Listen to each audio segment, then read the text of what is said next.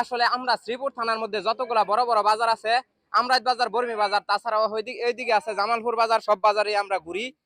তো এই বাজার আয়া একটা জিনিস ভালো লাগলো, অনেকে কইতাছে যে এই বাজারে যে গরু কিনবো বেচবো তাগর আর কি রনার হাটটা একবারেই কম।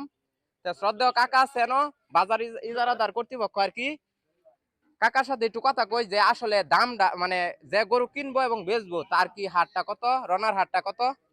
আসসালামু আলাইকুম কাকা। ওয়ালাইকুম সালাম। আচ্ছা, এই বাজারে গরু যে কিনবো এবং বেচবো তার রনার হাটটা কত? ক্রেতা বিক্রেতা উভয়ই সমান, সকলের জন্যই 200 টাকা। যত বড় গরুই হোক 200 টাকা আর পিস, 200 টাকা। 200 টাকা, বিক্রেতাও 200 টাকা।